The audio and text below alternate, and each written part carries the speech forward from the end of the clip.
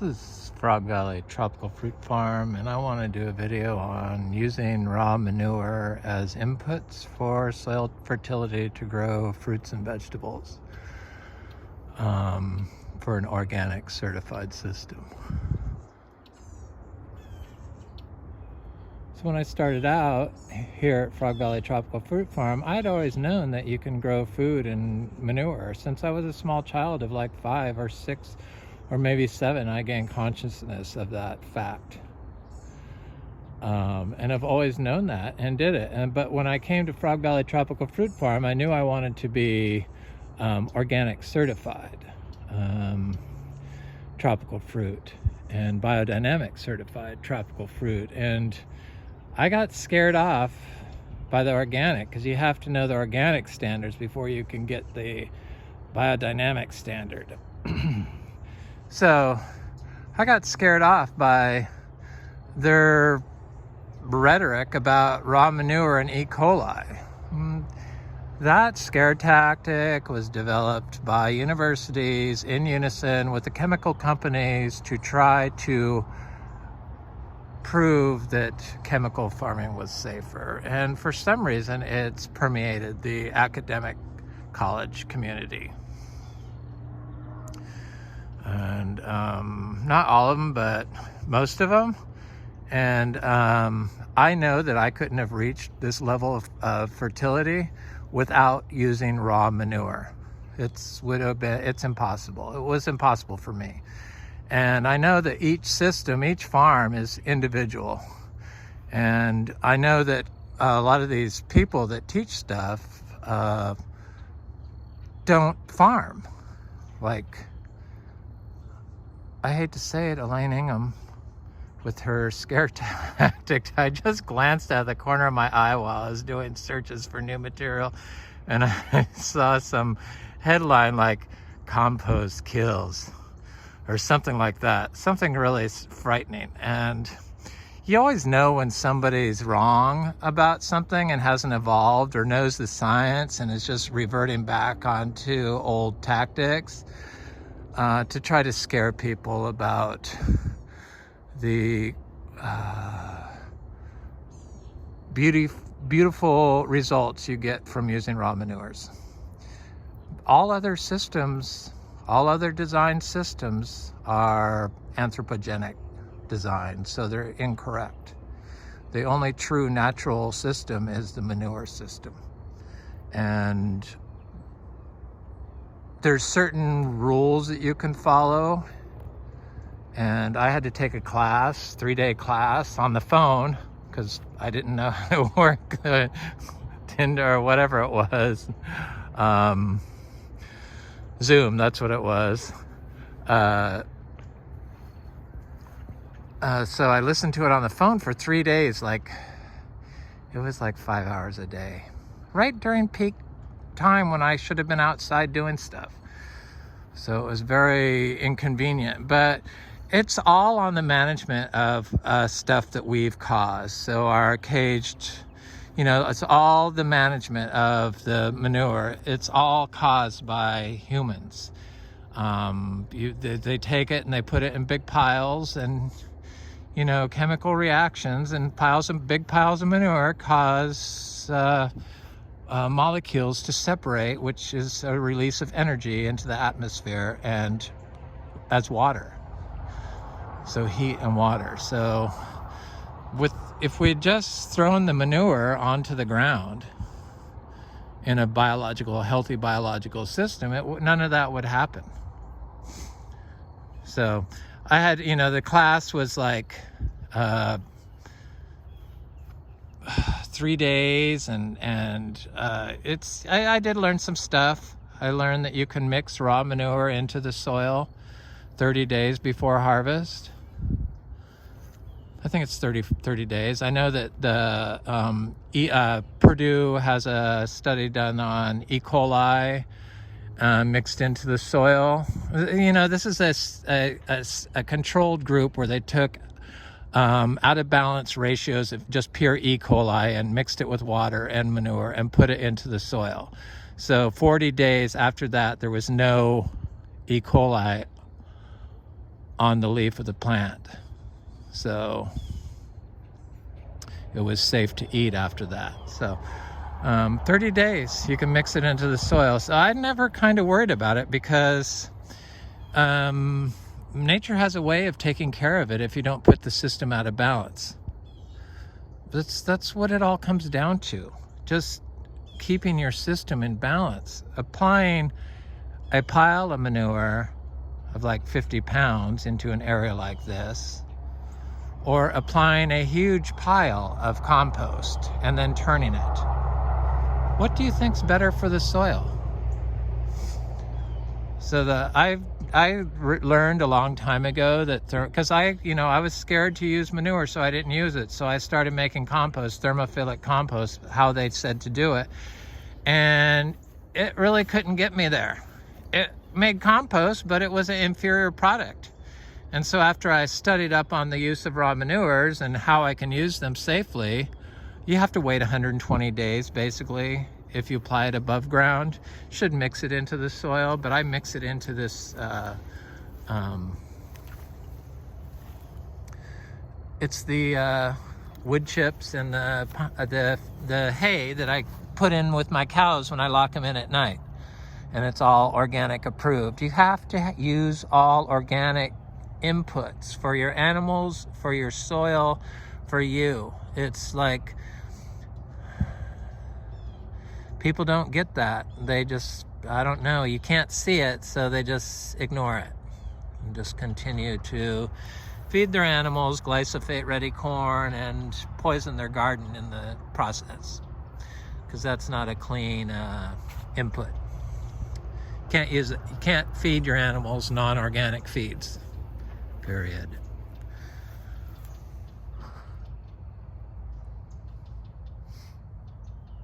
To have healthy, because we don't water. This is a dry farm system. They don't talk about dry farm. Everyone also waters. So the E. coli moves in the water. Well, we don't water. We don't have to. Vegetables are looking good. I'm gonna plant some more. I got a bunch of plots started. The trees are looking good. Even with no rain, they're holding in just fine. No rain, no water, no problem. Same with the manure. The manure, the zebu manure, I've plopped down fresh raw manure right next to my lettuce and not had a problem. But I also kiss my cows on the nose, and I know that there's E. coli on their nose saliva for sure. I don't have any problem with it. Compost kills. I mean, how many headlines have we seen where with all these influx of people doing home gardens? Thank God, grow your own food. That's why I want to do this. I want to know why and teach people how. And it used to be we knew how to grow food with animal inputs, but for some reason we just rely on the educators to provide information on growing that's correct and the best. And I know that earthworm castings, this is another thing. I don't know if she just got jealous of Johnson Sioux being the latest form of making compost, but I also know that earthworm castings spread E. coli, or the earthworms in their tunnels. The water travels through their tunnels with E. coli. So, I mean, anyway, what about the birds?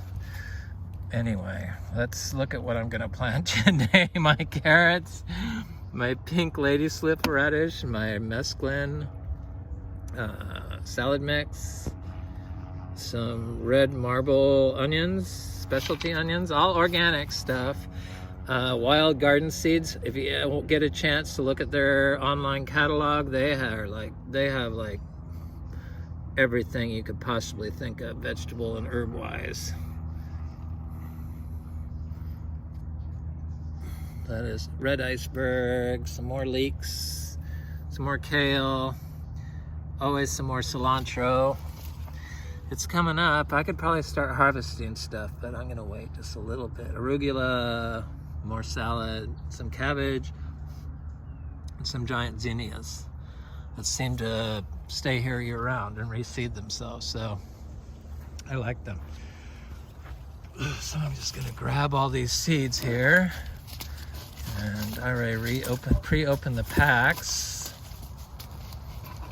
so that after I'm done with this video, I could just spread them on the soil and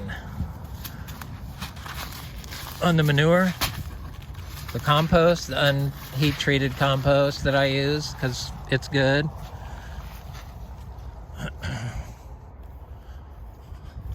The dangerous compost. I always like living on the edge, I guess.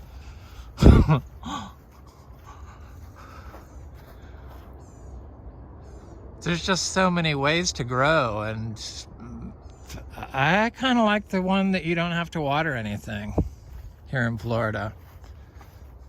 That's the one I like. Everything's looking good. The air smells good. I have to make some tea. I have to collect seeds.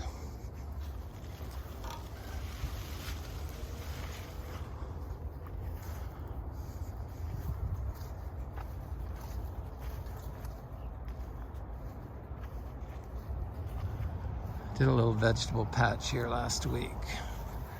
Seeds are just now coming up.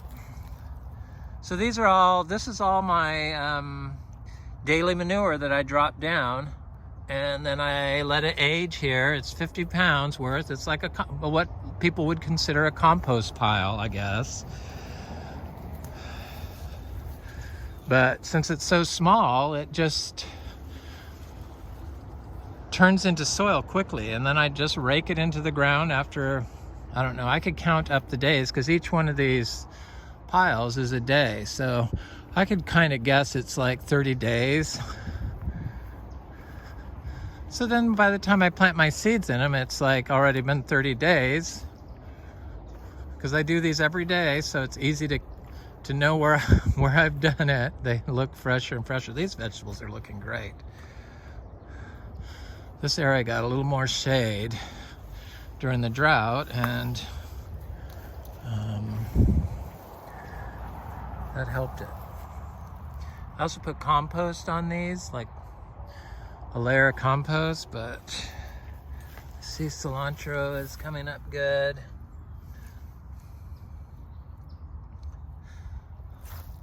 Stuff's coming up. Pure raw manure, it works. The donkey manure and the cow zebu manure. Making big piles of compost really damages soil, and you're creating a completely unnatural product, disturbed, unnatural product.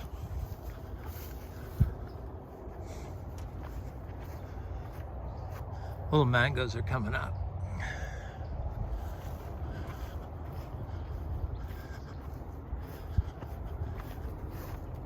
It's looking good. Now that I'm going to do all these vegetable plots, so I have 6 more of these plots that I raked up, and then I just have to dump these seeds in and then rake them a couple times and walk away. And then in about, I don't know, sometimes it's 2 weeks if we get rain and stuff just right, but it's the drought season, so we don't get very much rain in the winter, but it's cooled off, so it's the perfect time to start all these. Here's a little vegetable plot. So look at all the fungi and stuff that is in this. So after 30 days, I'm gonna leave these seeds here. No, I'm not. After 30 days, I plant the vegetables directly in there. I don't sell vegetables. These are just vegetables for me and my friends. Mostly me, but sometimes I do give some away when people are here. And my partner, and you know, I'm not going to poison myself. So all you people with farm animals, if you want to be able to grow in a 100% healthy biological system, you got to feed those farm animals organic certified feeds. it's that important. Or let them free range through your garden. Feed themselves. So I just got this ready to plant, so I'm gonna just throw the seeds in that. But I see these mangoes are coming up everywhere. These little seedling mangoes, and I saw one that I did that was coming up right here with the seeds that I planted all together. So the mango with the cashew, with the moringa, with the sugar apple, with the weeds, with the grass, the herbs. Not watered, nothing needs watered. This was a really bad area. That's why I started doing the vegetables in it. Here was another one of these cashew, but I don't see any other fruit tree coming up. Hey, I'm happy with one fruit tree coming up per seed, or out of 4 seeds. We have lots and lots and lots of seeds. That's why I'm able to do this. I mean,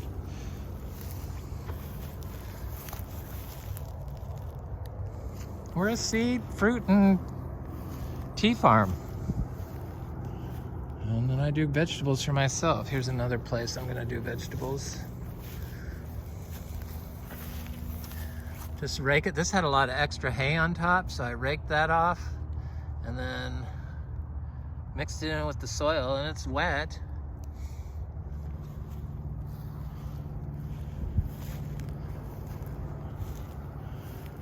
And there's another one right here. Citrus are looking good. The mangoes, the lychees.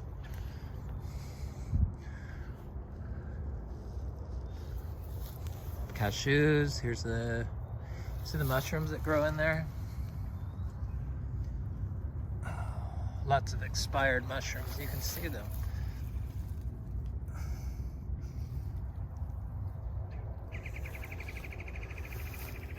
So don't be afraid to use raw manures, because you can do it and be certified organic.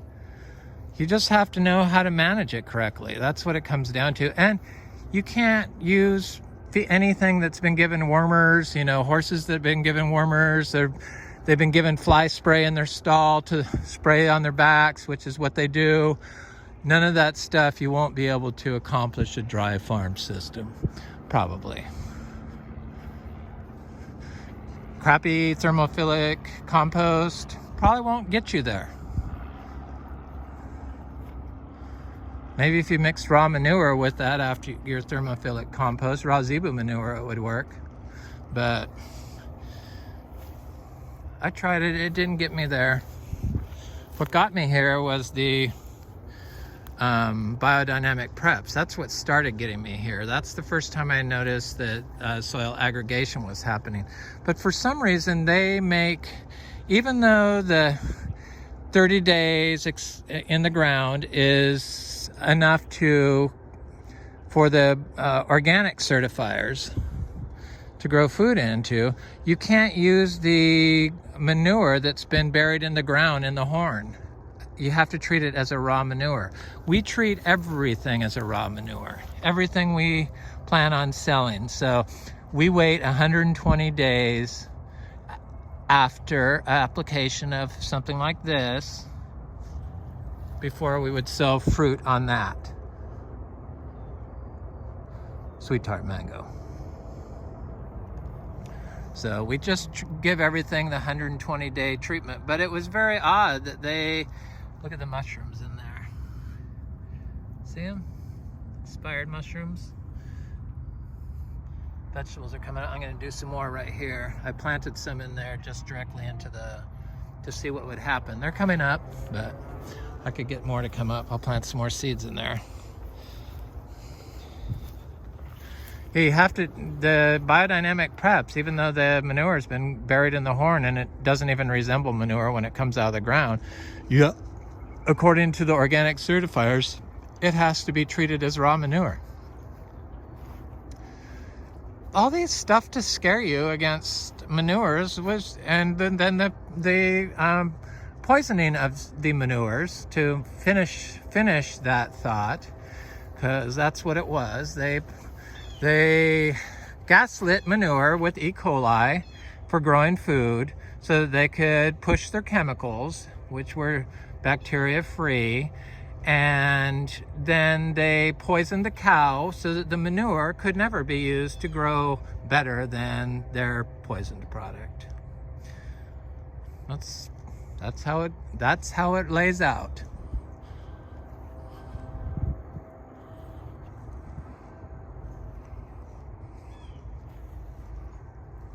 If her compost kills, maybe she shouldn't be making compost. Maybe she should just use raw manure. Anyway, this is Frog Valley Tropical Fruit Farm. I hope you have a good day.